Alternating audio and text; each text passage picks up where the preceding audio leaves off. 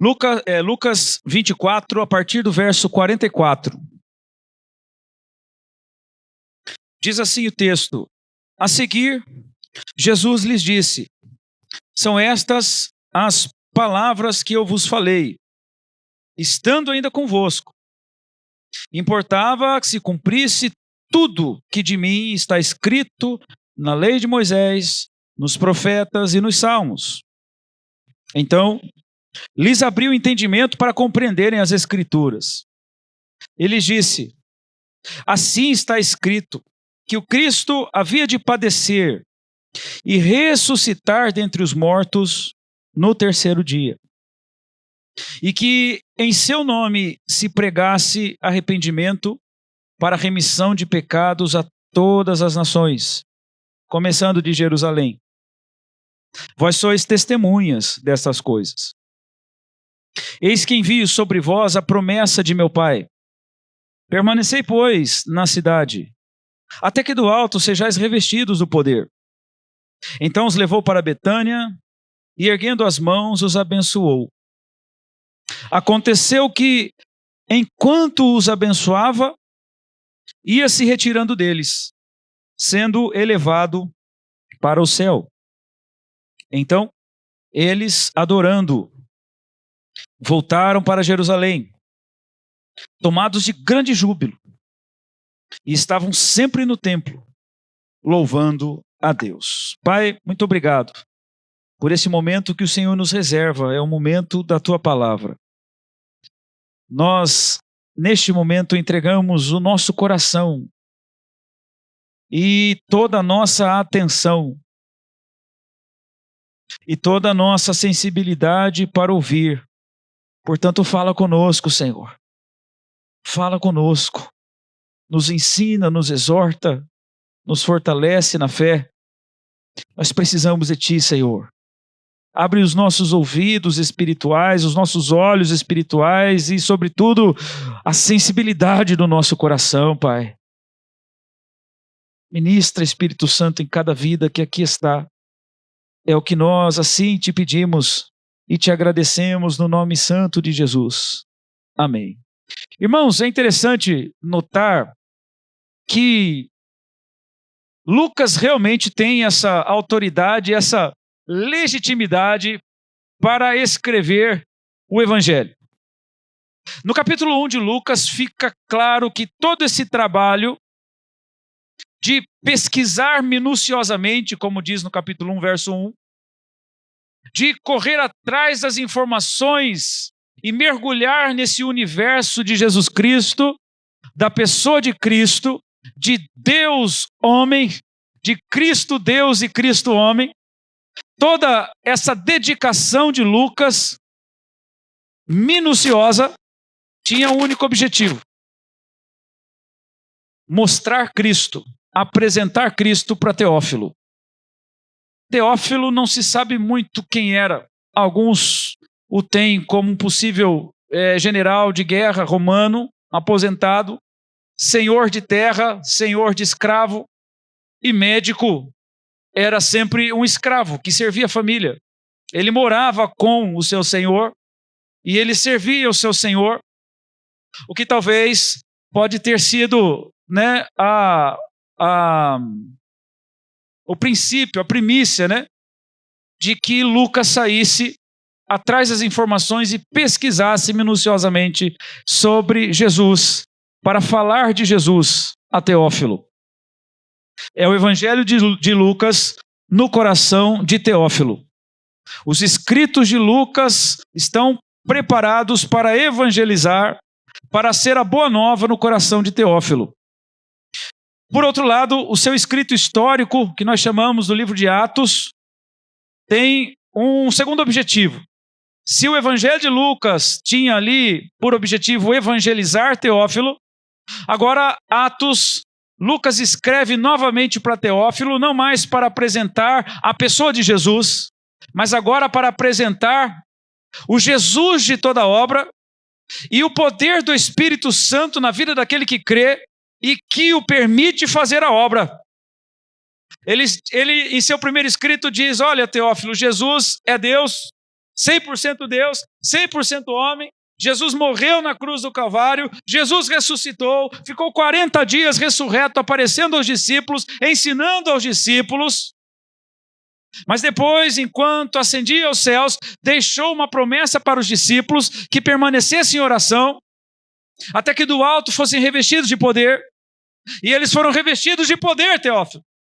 Mas não só eles. Esse poder é para cada um de nós. É para você, Teófilo. Logo, somando os dois tratados, o Evangelho e o livro histórico de Atos, torna-se um discipulado pleno, em plenitude, para Teófilo. Teófilo agora está cheio de Jesus Cristo, conhece a doutrina de Jesus Cristo e agora está pronto para buscar o Espírito Santo e ser um pregador e ser um missionário. E ser alguém que vai proclamar de Jesus. Esses dois livros de Lucas têm objetivo, sobretudo, que é tocar o coração de uma vida. Tocar o coração de uma única pessoa. E acabou que chegou até o nosso coração. Porque Lucas foi inspirado para escrever sobre Jesus Cristo. Porque Lucas conviveu e viveu as missões, aprendendo com o melhor, com o apóstolo Paulo, com o mais sofrido dos apóstolos. Mas aprendeu a servir a Cristo e tem propriedade para falar de Cristo e do poder do Espírito Santo, que torna um homem de Cristo poderoso para fazer missões, para pregar o Evangelho. E note, irmãos, que é sobre isso que Cristo vai iniciar o texto. Ele diz aqui no verso 44, a seguir Jesus lhes disse, são estas as palavras que eu vos falei, estando ainda convosco. Importava que se cumprisse o que de mim está escrito na lei de Moisés, nos profetas e nos salmos. Por aqui nós já vemos, irmãos, a necessidade de um cristão saber muito bem de quem ele está falando e conhecer muito bem sobre quem ele está falando. E se conhece Jesus pela Bíblia e a Bíblia em sua totalidade, porque em sua totalidade ela é a palavra de Deus. E o objetivo da Bíblia não é outro senão revelar Cristo como centro da Escritura. E, consequentemente, se Cristo é o centro da Escritura, missões parte de Cristo. É o objetivo de Cristo através dos anos e através da sua igreja. O Antigo Testamento, Jesus está dizendo que o revela como Cristo, como Deus e como Senhor. Quando nós olhamos um pouquinho para trás, irmãos, logo no início de Gênesis, no capítulo 3, lá no versículo 15, que diz ali que o filho da mulher esmagaria a cabeça da serpente, lá estava Jesus sendo citado. Quando nós olhamos um pouquinho mais à frente, o propósito de Deus que era encher a terra, mas as pessoas querem construir uma Babel para ficarem todos juntas, confortáveis, bonitinho. Eu vou viver só com os meus amiguinhos, as minhas famílias, aqui bonitinho nesse local. Jesus vem e espalha todo mundo, porque não era essa a vontade de Deus. A vontade de Deus era que a palavra se estendesse sobre toda a terra, a comunhão com Deus chegasse em toda a terra. Quando vamos mais à frente um pouquinho, lá no capítulo 12, Abraão é chamado. Abraão começa a andar com o Senhor Jesus Cristo, ouvir, de Deus, da Trindade. Eu falo Jesus porque Jesus é Deus e Trindade, ouvir, sendo direcionado pela Trindade, o caminho que deveria seguir. No capítulo 22 de Gênesis está lá, descrito todo o caminho do Gólgota, quando Abraão pega Isaque para sacrificar Isaque. Ali está o pai que põe o filho no sacrifício, ali está o pai que tem a madeira na mão, que tem o cutelo para ferir. Assim estava Deus lá no Gólgota, com a madeira pronta para colocar o filho sobre ela e feri-lo. Há um cenário de redenção em toda a Bíblia apontando para Cristo. Eu brinco com os irmãos, Isaque não tinha e nunca tinha que ser sacrificado. Prega-se por aí, Sacrifica Isaque, sacrifica não. Ele não foi sacrificado, era Cristo e Cristo já foi sacrificado. Nós olhamos mais à frente, as profecias do Salmo 22, que descreve o grito de Jesus na cruz, Deus meu, por que me desamparaste? Os escritos do Antigo Testamento apontam para Jesus. A profecia de Isaías 53, descrevendo toda a caminhada, via crucis, Jesus, não havia nele beleza nem formosura, ele havia sido espancado toda uma madrugada inteira. O seu corpo, hematomas, sangue, inchaço, e ainda caminhar naquela via dolorosa, e ser colocado na cruz, no alto, nu, espetáculo de vergonha e para muitos um maldito, mas estava ali nos salvando. Todo o cenário do Antigo Testamento é cristocêntrico. Se voltarmos um pouco nos escritos, quando nós vemos o resgate de Boaz sobre Ruth, ali representa a figura de Cristo, que redimiria não somente judeus, mas outros de todas as nações.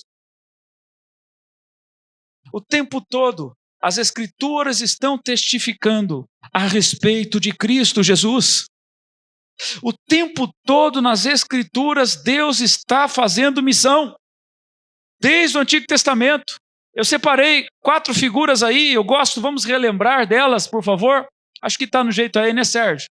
A primeira é a rota do nosso querido amigo, irmão na fé, pai na fé, né? Abraão. Olha aí, ó. Irmãos, é um raciocínio lógico de geografia. Abraão viveu em Ur. É aqui, ó, no lado direito da tela, aqui embaixo, aqui, ó. Ur dos Caldeus.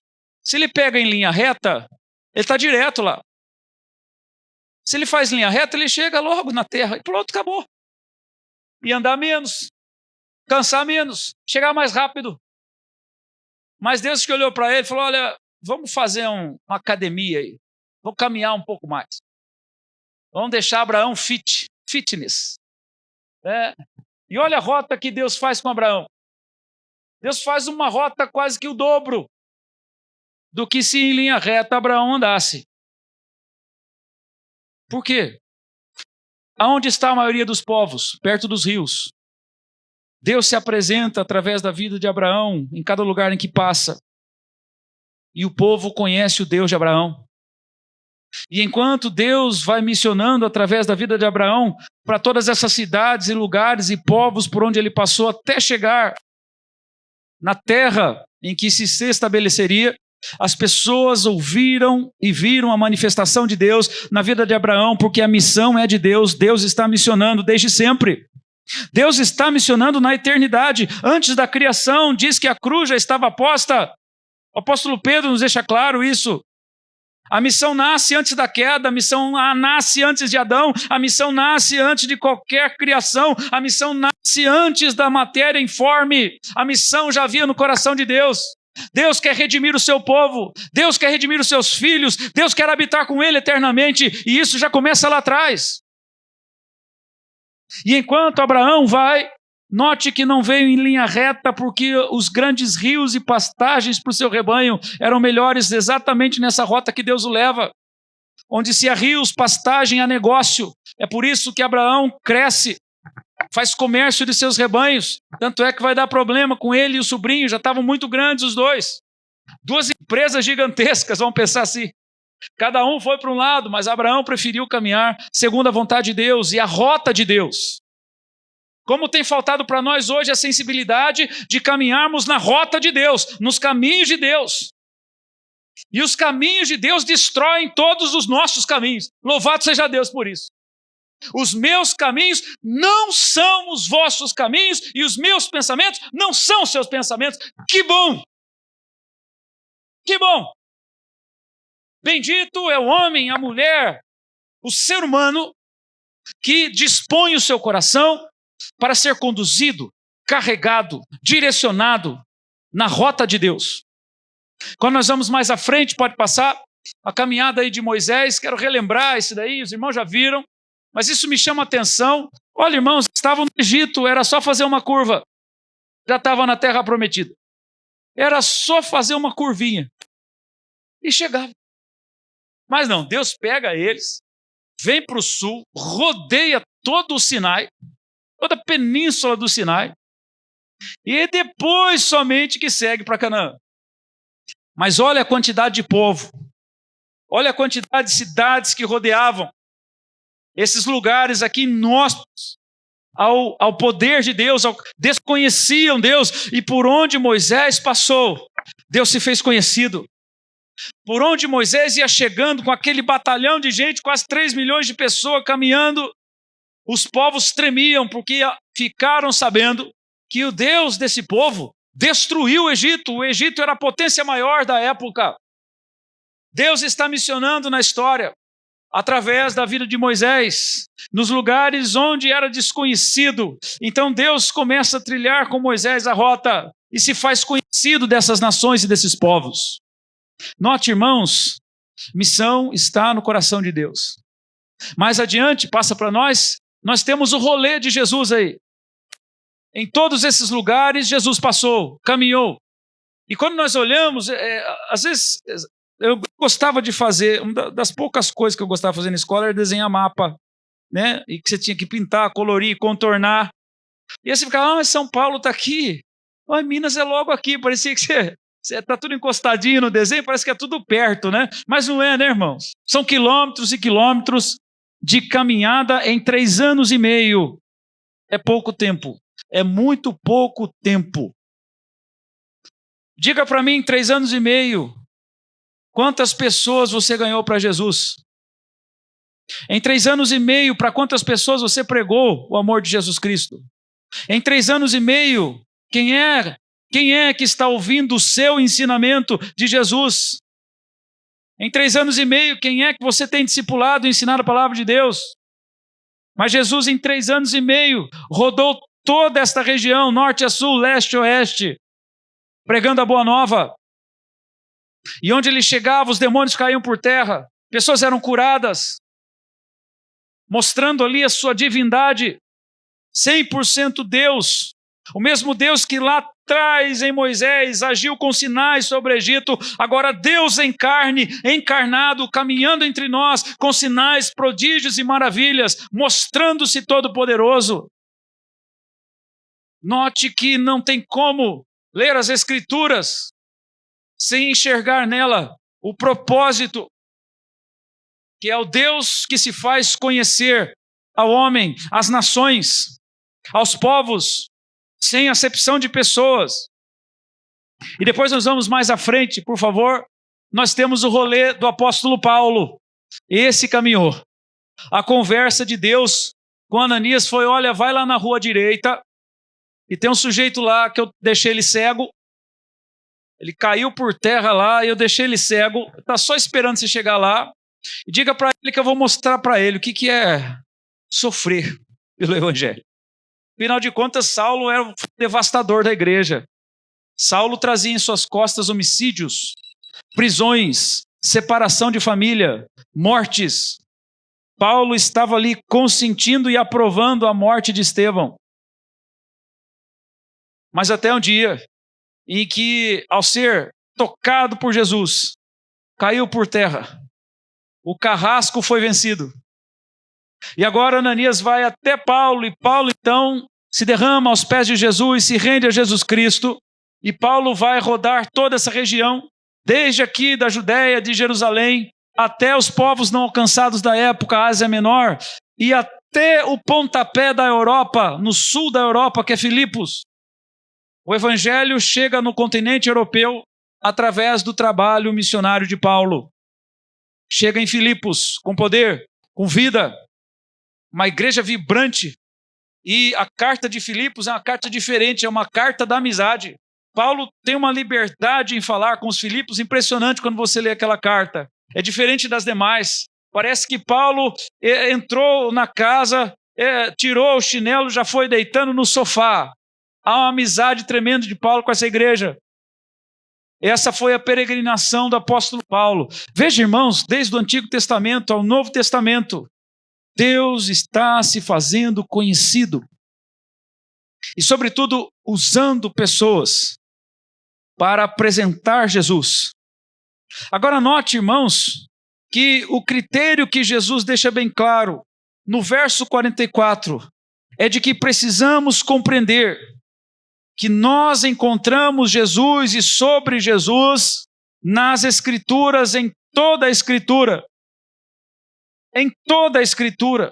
Não somente só a Escritura, mas toda a Escritura. É por isso que Lucas escreve com domínio, com uma segurança.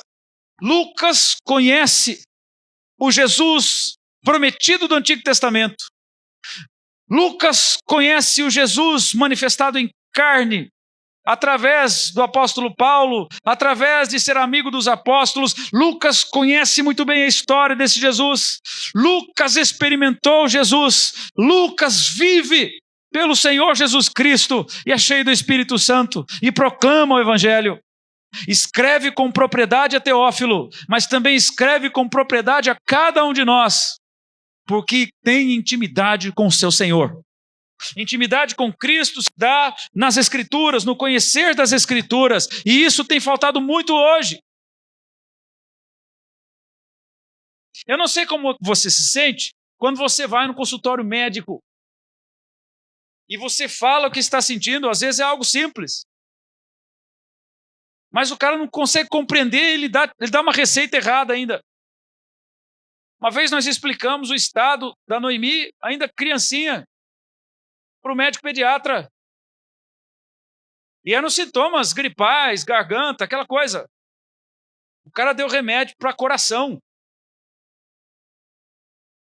Essa é a primeira reação, né? Jesus. Porque foram 5 anos na academia e 5 anos na residência. Foram 10 anos estudando. Será que os livros não fizeram diferença? Ou será que os livros não foram consultados? Nós sabemos quando as pessoas consultam os livros. Nós sabemos quando as pessoas falam com propriedade daquilo que conhecem porque foram buscar conhecimento. Mas nos traz uma insegurança quando nós vemos um médico fazer isso. Não é mesmo? Para nós trouxe. E se não fosse o farmacêutico, né, aquele dia, nós daríamos um remédio que poderia matar nossa própria filha. Agora note quando um crente desconhece o seu Cristo e o seu Senhor. Note quando o crente não conhece o instrumento que o instrui. Ih, caiu aí. Note quando o crente não conhece o Cristo revelado no Antigo e o Cristo revelado no Novo Testamento.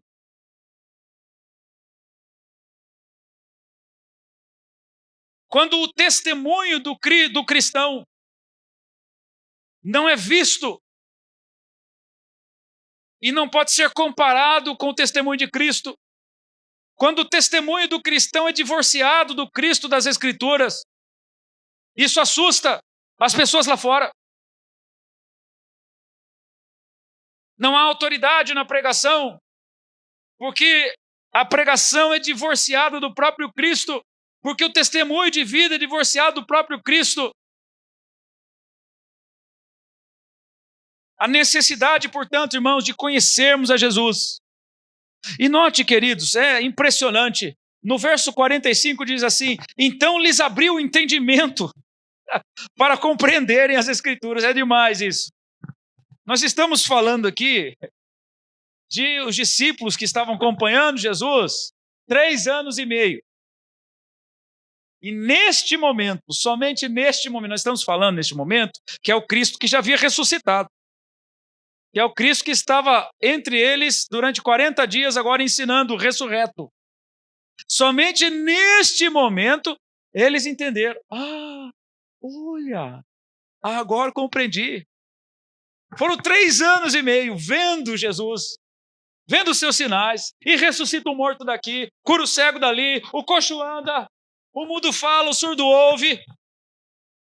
E a menina aqui ressuscitada, nós vimos semana passada. Aliás, hoje eu dei uma pausa na série, tá? Semana que vem a gente continua, né, na série de Marcos 5. Eles conviveram com Jesus, Duque. Que coisa! Isso já nos mostra também que o caminhar com Jesus é processual. Por isso que nós não devemos deixar de conhecer, deixar de orar, deixar de congregar, deixar de proclamar o Evangelho. Quanto mais caminhamos ao lado de Jesus, mais o conhecemos, mais compreendemos, mais entendemos. Quanto mais participativos nós somos do reino de Deus, mais compreendemos a essência do nosso Senhor. Mas bendito seja o Senhor que eles compreenderam. Mas eu creio que nos nossos dias pode haver alguns que não compreenderam ainda, sim, mas sobretudo há alguns que compreenderam, mas desobedecem o Evangelho. Vamos voltar à carta de 2 Tessalonicenses, que nós já estudamos ela toda aqui. O castigo de Deus virá para os que não conhecem a Jesus e para os que não obedecem o Evangelho. Os que não conhecem a Jesus, é certo.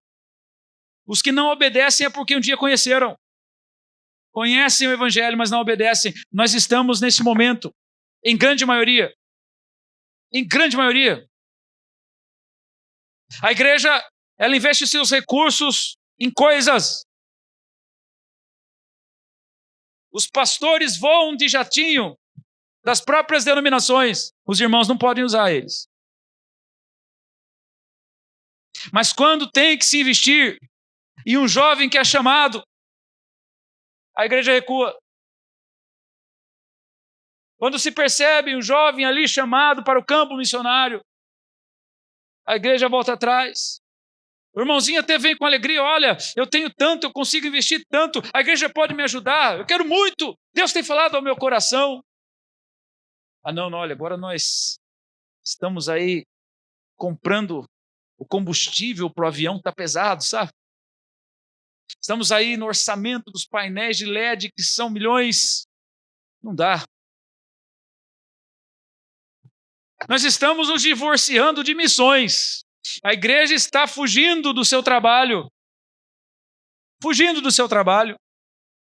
Há uma estatística antiga, né, dos idos de 90, final dos anos de 90, né, que diria que se cada ser humano investisse R$1, né, que cada crente investisse R$1 em missões, o mundo estaria evangelizado já. R$1. Já parou para pensar? A igreja foge desse combate, mas o próprio Cristo a destinou para um combate. Aqui na terra nós não somos destinados ao paraíso e não é vontade, não deve ter essa vontade no seu coração de viver o paraíso na terra, não. Jesus falou que aqui a igreja seria endereçada às portas do inferno e as portas do inferno não resistirão. Aqui na terra não há lugar para mar de rosas, mas mar de espinhos. É a luta constante contra os conflitos do seu coração, a necessidade de abrir mão das suas próprias vontades para servir o reino de Deus. São espinhos, há pedras no caminho.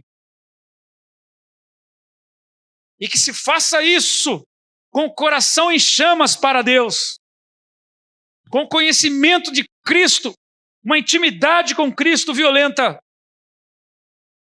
a ponto de entender que a vida daquele que está perecendo, já condenado pelo pecado e pela morte, pelo inferno, a vida daquele que está perecendo tem o mesmo valor que a minha e que a sua vida. A ponto de nos lembrar que um dia alguém nos entregou um folheto, ouvimos uma pregação, Jesus nos encontrou com seu amor. A palavra fez brotar a fé aos nossos ouvidos e nós cremos com o coração e confessamos com a nossa boca que Jesus Cristo é o Senhor. Precisamos olhar para os que conosco trabalham, estudam, que eles e a vida deles têm o mesmo valor. Custou um alto preço na cruz do Calvário. Que nesta noite o Espírito Santo possa abrir o nosso entendimento, ou melhor, que nessa noite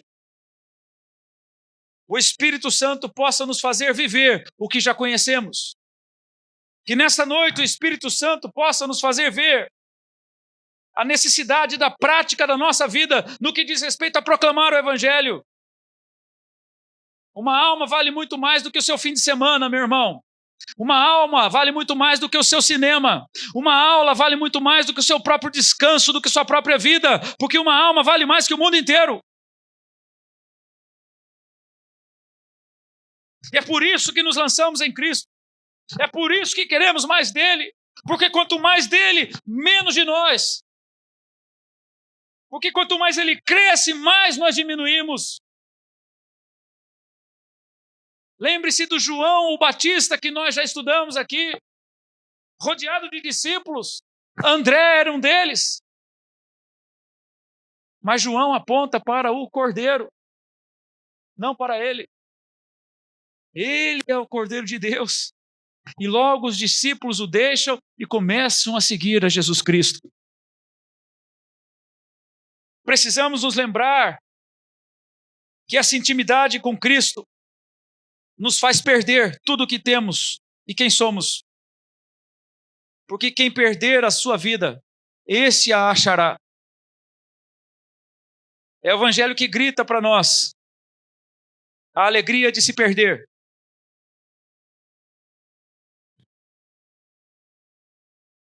Enquanto muitos querem ajuntar tesouros. Precisamos compreender as Escrituras, o Cristo das Escrituras, e a missão que Cristo das Escrituras nos dá. Note agora, irmãos, no verso 46. E Jesus lhes disse: assim está escrito, que o Cristo havia de padecer e ressuscitar dentre os mortos no terceiro dia. Mas qual é a mensagem do Evangelho? É exatamente esta. Paulo inicia o capítulo 15 de 1 Coríntios dizendo exatamente isso. Eu estive com vocês e preguei para vocês o Cristo que morreu e ao terceiro dia ressuscitou. E que foi visto por muitas testemunhas. E ele faz a continuidade do livro histórico de Lucas, que é Atos, pregando aos coríntios sobre a ressurreição de Jesus. O que eu prego no Evangelho? Fale do amor de Jesus Cristo, fale da morte e da ressurreição de Jesus Cristo, fala que somente Jesus Cristo perdoa os nossos pecados. Jesus está dando aqui a essência. O que se deve ser pregado realmente ao coração do ímpio. Esta é a palavra de Jesus.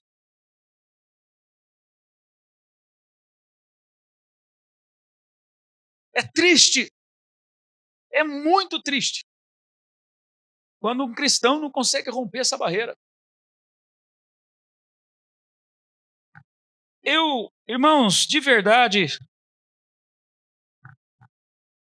eu espero que vocês não vejam um simples folheto e nem deixe num canto da casa quando você chegar lá.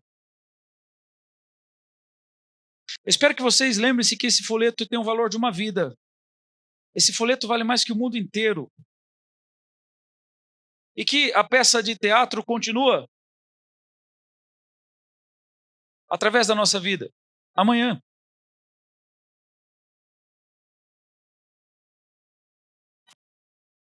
Jesus está dizendo que a essência da pregação é esta. Ele morreu e ressuscitou. Porque é exatamente a sua morte que nos faz morrer com ele. É exatamente a sua morte que nos faz morrer para o mundo. É exatamente a sua morte que nos faz morrer para o pecado. É exatamente a sua morte que nos faz morrer para nós mesmos. E é exatamente a sua vida, a sua ressurreição, que traz ao coração do crente uma vida abundante, uma vida eterna, uma abundante vida nesta terra, que peregrina como Abraão, que peregrina como Moisés, que peregrina como Jesus, que peregrina como os apóstolos, pregando do Jesus, o nosso Salvador. Esta é a mensagem que trazemos, meus irmãos. Missões é uma urgência. É uma urgência. E que carrega essa essência da mensagem simples. O amor de Jesus o fez morrer e ressuscitar. E Jesus segue dizendo, e que em seu nome se pregasse arrependimento para remissão de pecados. A quem, irmãos? A todas as nações, começando em Jerusalém. Vós sois testemunhas dessas coisas. Jesus começa o seu ministério, começa a peregrinar por todo o território de Israel, por toda Jerusalém, Judeia, Samaria. Nós vimos aqui o teatro, né, que fez aí uma alusão ao capítulo 4 de João, quando a mulher samaritana vai tirar água do poço.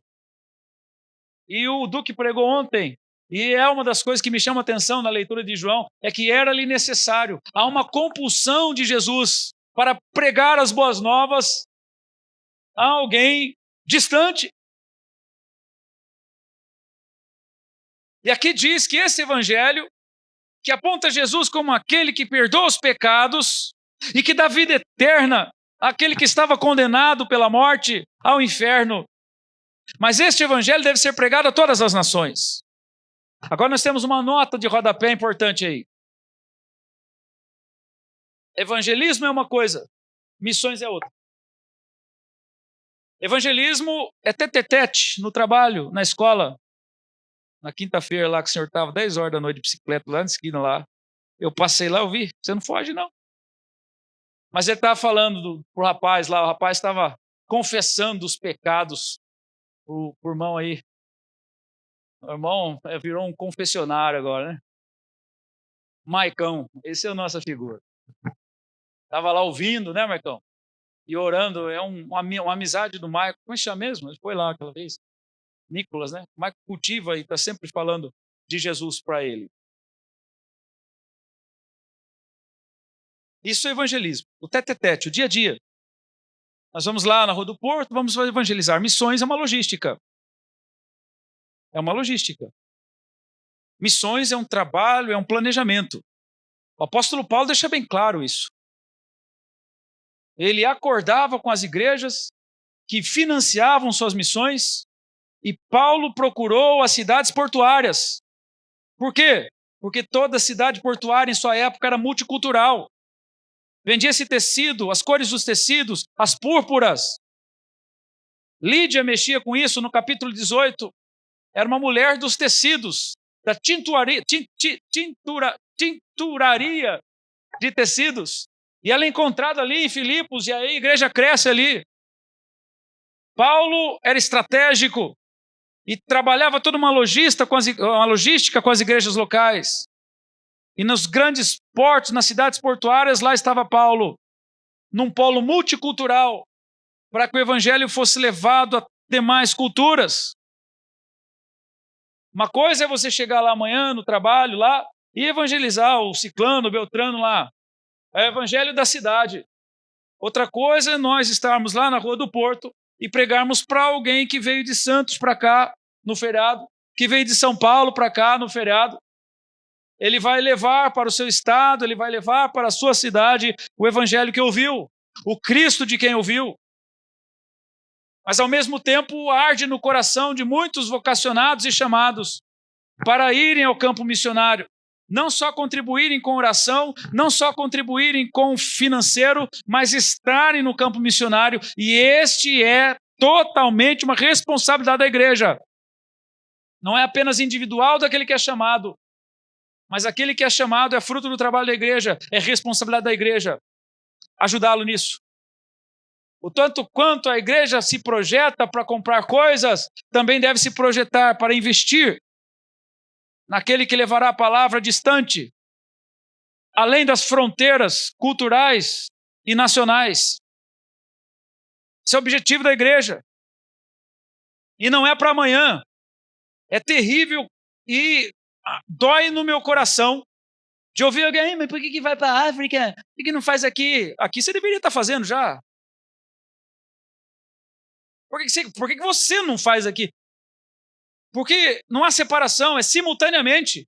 Atos diz em e em. Em Jerusalém, em Judeia, em Samaria e até os confins da terra. Não é agora aqui, depois lá, depois você... Não. É simultaneamente. A igreja trabalha cooperando onde o evangelho precisa chegar. Então, quando alguém te disser isso, irmãos, corrija, fala, não, irmãos, não é assim. A compaixão que vamos exercer aqui, já deveria estar exercendo, deve ser exercida ao mesmo tempo em outros lugares que padecem. Jesus está dizendo que esse evangelho deve chegar às nações, e isso é a responsabilidade da igreja. Da igreja. É por isso que o problema lá na Síria, é por isso que o problema lá no Nordeste, é por isso que o problema lá no Vale do Jequitinhonha, é por isso que o problema lá da Coreia do Norte é nosso, sim. Mas ele só não se encontra em nossas orações por causa do nosso coração que é indiferente e egoísta e quer salvar a nossa vida. quer correr atrás dos nossos sonhos e comprar e desfrutar das coisas que nós podemos pagar, e só isso. Então não cabe espaço das nações em nosso coração, porque nós estamos presos no mundinho de pequenos príncipes. Mas Jesus está dizendo que esse evangelho é para todas as nações. E ele está dizendo isso, trazendo a responsabilidade sobre os discípulos que o ouviam. Não é à toa que lá em Mateus, no capítulo 28, verso 19, ele diz: toda autoridade me foi dada, onde, irmãos? Nos céus e na terra. Portanto, ou seja, com esta autoridade, vão. Eu os autorizo com o meu poder, com a minha palavra, e estarei convosco todos os dias, enquanto vocês vão e fazem discípulos de todas as nações. Não somente de Piracicaba, no meu vizinho, mas de todas as nações. A igreja precisa se movimentar. Você sabe por que nós temos 3 estudos bíblicos semanais?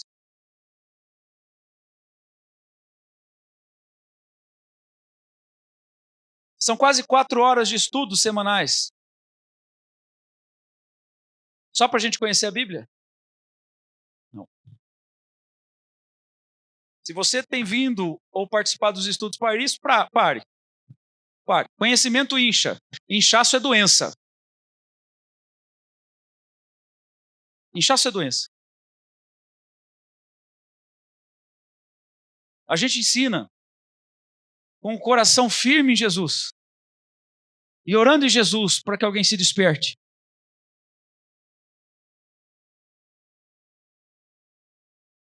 Um dia Deus tocou no coração do Duque, é o nosso seminarista hoje, para ir para a faculdade de teologia, um chamado pastoral. E nós já o vemos assim. Ele fez o vestibular tranquilo, com aquilo que ele aprendeu aqui. Nós ensinamos para capacitar os santos, segundo Efésios capítulo 4, verso 11 ao 16. A obrigação da igreja é capacitar os santos. E feliz daquele que se dedica nessa capacitação e que mergulha mais fundo no conhecimento de Jesus Cristo para pregar com mais propriedade o Cristo que o amou, que o salvou, que o livrou da morte e do pecado. Jesus está chamando a responsabilidade dos discípulos para este comprometimento com a mensagem do Evangelho. E um Evangelho pregado com propriedade, com certeza.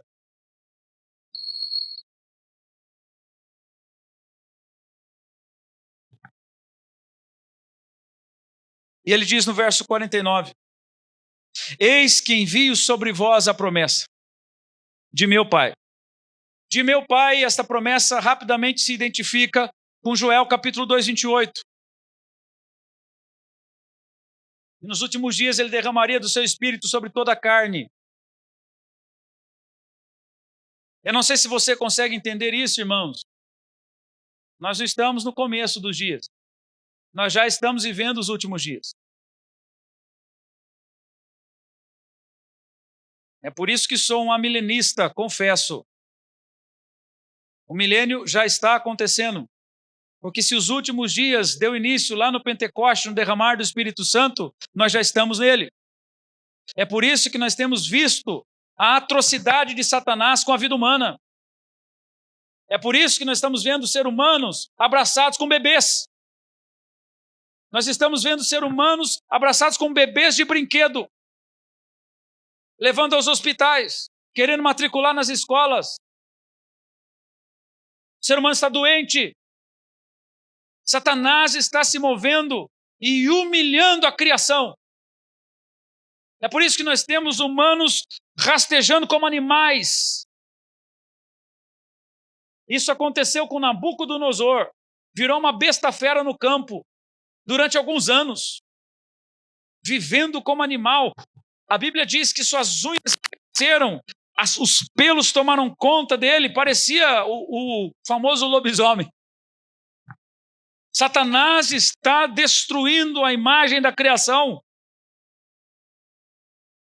A perversidade, o endemoniamento avança na sociedade, no sistema da sociedade, nos governos, nas instituições. Tudo está um caos. No dia em que a igreja iniciou, no poder do Espírito Santo, cumprindo a promessa de Deus em Joel, ali iniciou o declínio da sociedade, o levante de Satanás contra esse povo chamado igreja. E é por isso que a coisa nos dias de hoje já está incontrolável. O ignorante diz, sempre foi assim. Não. Eu estudei numa escola que de fato ensinava. E que no primeiro ano já estava alfabetizado, já fazia tabuada e tudo. Eu lembro que a tabuada foi o meu carrasco na primeira série. A primeira prova que eu fiz tinha parabéns, bom e regular. Eu tirei regular na tabuada. O carrasco da primeira série. Se temia a Deus. Tinha aula de religião, tinha aula de educação moral e cívica, ética, cidadania. Hoje não tem mais. Se respeitava o professor. Sim, a sociedade é reflexo, não somente do agir de Satanás, mas da omissão da pregação do Evangelho. As nações hoje, a Europa é um continente, a Europa é um país, é um lugar ateu. Ateu. Se você caminha pela cidade de São Paulo hoje, perguntando se as pessoas acreditam em Jesus, a grande maioria já não acredita mais. Esta geração que está vindo, ela já vem formatada para o ateísmo, formatada pelo relativismo, formatada pelo narcisismo. Esta é a geração que cresce hoje. Na escola já não é mais interessante ensinar o conteúdo, e sim a ideologia. Fruto da ação de Satanás nos últimos dias. Fruto do aumento da iniquidade, como diz a palavra. Mas onde está a igreja? Onde está a igreja nesses dias? Onde está a igreja nos povos que ainda nunca ouviram falar de Jesus? E tem muita gente ainda no mundo, incluindo o nosso país. Tem tribos que ainda não foram desvendadas e que não ouviram falar de Jesus Cristo. Onde estão os irmãos, os chamados? Onde estão as aspirações ministeriais? Nos nossos irmãos. Não há, porque não há vida com Deus. Porque o que se ora, não se ora segundo a vontade de Deus. Porque, como diz a canção, tanta coisa tenho feito para o meu próprio prazer. Tenho andado à procura do meu próprio bem viver. Mas é hora de chegarmos no refrão da canção, que diz, eis-me aqui. Eu livre estou, Senhor, ao seu dispor. E para onde tu quiseres me enviar, me coloco submisso a ti, para o teu querer em mim realizar.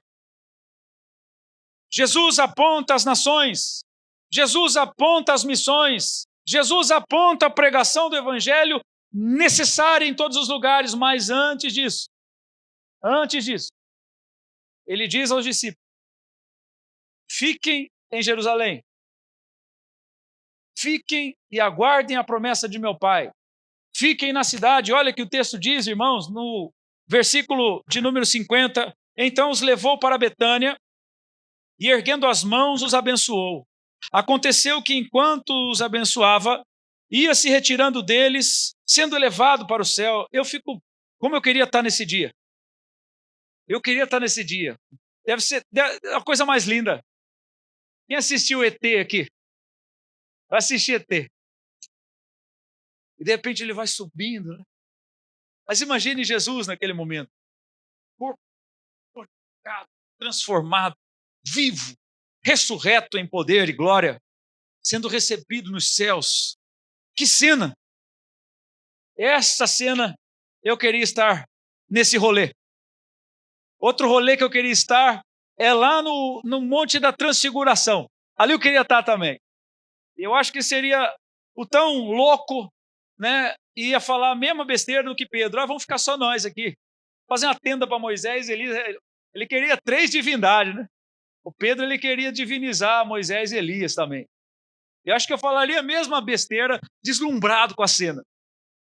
Deve ser algo maravilhoso. Enquanto Jesus ascende aos céus, então, versículo 52, eles adorando voltaram a Jerusalém. Olha, irmãos, o que foi que Jesus disse? A necessidade do conhecimento das Escrituras e o Cristo que se revela nela, não é? A necessidade e a essência da mensagem, que é a pregação que ele ressuscitou, que ele morreu e ressuscitou. A necessidade das missões em todos os lugares da terra. Mas, antes de tudo isso, a necessidade do poder do Espírito Santo. Eu falava para os irmãos que a ordem não foi outra. Ele poderia ter derramado o Espírito Santo e depois falado de missões. Não, ele fez diferente. Jesus pôs à prova o coração dos discípulos nesse momento. Eu tenho uma missão para vocês de serem os meus colaboradores nesse trabalho até os confins da terra. Eu estarei convosco todos os dias. Dou a garantia. Dou a garantia.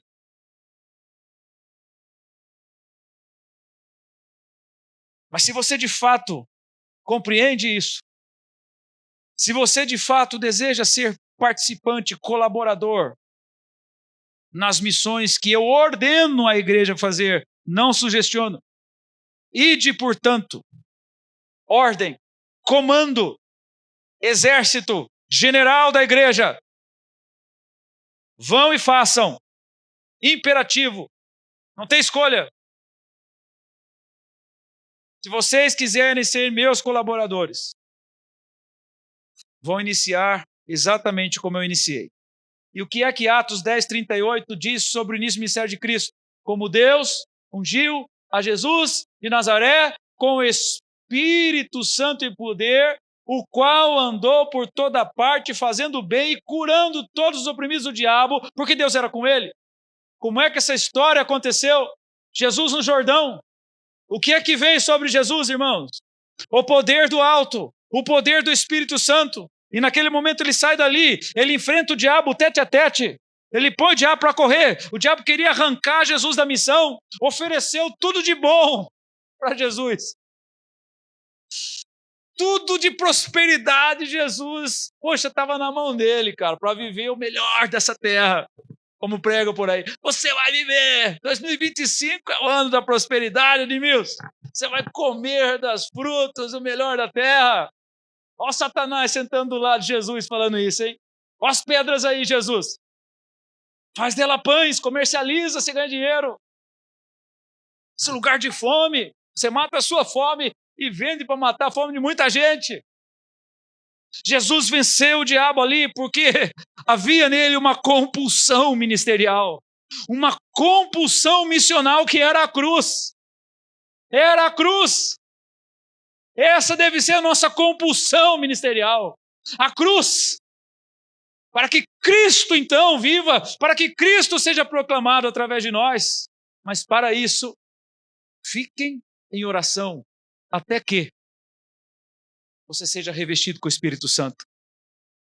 Então Lucas narra, lá no primeiro capítulo, que depois de tudo aquilo que já havia escrito para Teófilo, ele começa a narrar que Jesus ficou 40 dias ali, ensinando os discípulos e fez uma promessa. Jesus fez uma promessa, mas recebereis poder ao descer sobre vós o Espírito Santo, e serão minhas testemunhas.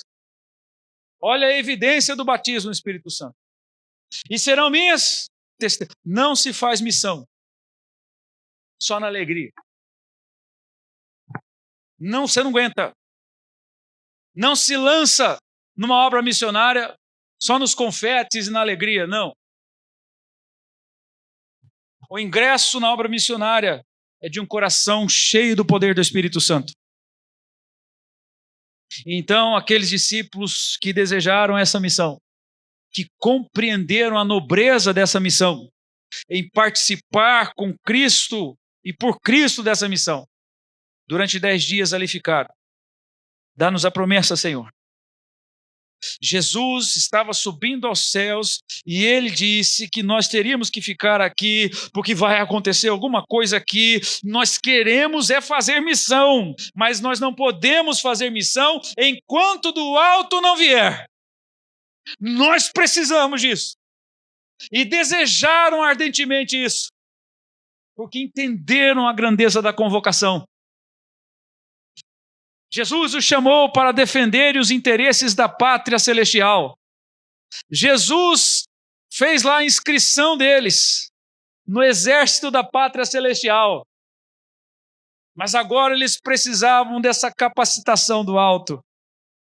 E diz Lucas, narrando para Teófilo, eu imagino o coração de Teófilo lendo aquilo, porque até então Teófilo tinha conhecido Jesus já. Teófilo queria mais, e ele pede a Lucas, continua, vai escrevendo, e ele lendo ali, as cartas em sua mão. E ele descobre agora que se ele clamar pelo poder do Espírito Santo, o Espírito Santo tomaria em plenitude, e ele seria mais um soldado nessa batalha, nesse exército, proclamando a palavra de Deus. E lá os discípulos ficaram, e de repente, diz o capítulo 2 de Atos, veio sobre eles o poder do Espírito Santo. Línguas como que de fogo. E é interessante que essas línguas, esses idiomas, eram idiomas transculturais, eram idiomas internacionais aqui da terra. E as pessoas de outros países que estavam em Jerusalém começaram a ouvir aqueles homens que pareciam estar embriagados, eram tidos pela sociedade como incultos e iletrados, agora estão falando o seu próprio idioma, e o idioma que falavam glorificavam a Deus, pregando a palavra de Deus para as nações. Irmãos, até quando nós vamos acostumar nesse lugar raso? Até quando nós vamos continuar cultivando os nossos probleminhas para que sejam resolvidos de alguma maneira? Eu não posso porque, eu não vou porque, estou aqui cozinhando, eu não vou porque, estou aqui que eu tenho aquilo. Parece o convite de Jesus quando todo mundo começa a se excusar. Eu não poderei estar porque eu vou cuidar dos meus gados. Eu não poderei estar porque eu tenho que ir lá cuidar dos meus pais. Eu não poderei estar, irmãos. É Jesus que nos convoca. Ele é Senhor de quem de fato é a igreja. Ele é Senhor de quem de fato é cristão. Então não há lugar para argumentos. O evangelismo é urgencial e as missões são urgenciais. Que o Senhor Jesus possa despertar o nosso coração nessa noite. Que possamos entender a necessidade de conhecermos as Escrituras, não para nós, mas ela tem um objetivo. As Escrituras nos ensinam a essência do Evangelho. Cristo morreu e ressurgiu. As Escrituras nos dão um ultimato, uma ordem, porque todas as nações precisam conhecer. Mas também nos ensina que antes de toda a missão, o coração precisa estar cheio da plenitude do Espírito Santo. Um dia, Timóteo estava com a chama apagando. Timóteo estava morrendo em sua vida espiritual, já pastoreando. E sim, eu e você, nós podemos passar por isso, com certeza. Não somos menores nem maiores do que Timóteo. Seria o momento do apóstolo Paulo fazer um carinho nele, puxa, tadinho, nossa, olha, tá aquele aqui na igreja de Éfeso, cá, garotinho, Lord, aleluia, canta um worship para ele, tadinho, põe um coletinho salva-vida de worship nele, tadinho dele. Não, Paulo fala o seguinte, garoto, torne a pegar fogo. Outra coisa, cuida dessa doença que você tem aí, bora para frente. Rapaz do céu, quem é esse cara? Quem é esse Paulo, velho? Que cara mais doido. É só alguém que tem essa mentalidade do reino, irmãos. Torne a pegar fogo, porque esse é o seu lugar mesmo, é aqui que você vai ficar. É isso que você tem para fazer, e foi isso, pois Jesus já colocou você aí, o Espírito Santo não tem mais nada para fazer na sua vida não, meu irmão. Você já sabe, ele já deu tudo o que você precisa. Levanta, torne a pegar fogo. A palavra reavives o dom que há em ti. Conversava essa semana, anarô purô. É a ideia das brasas que precisa ser lançada junto com as demais, para que pegue fogo novamente. Ah, irmãos, a igreja precisa pegar fogo novamente. A igreja precisa incendiar o coração novamente.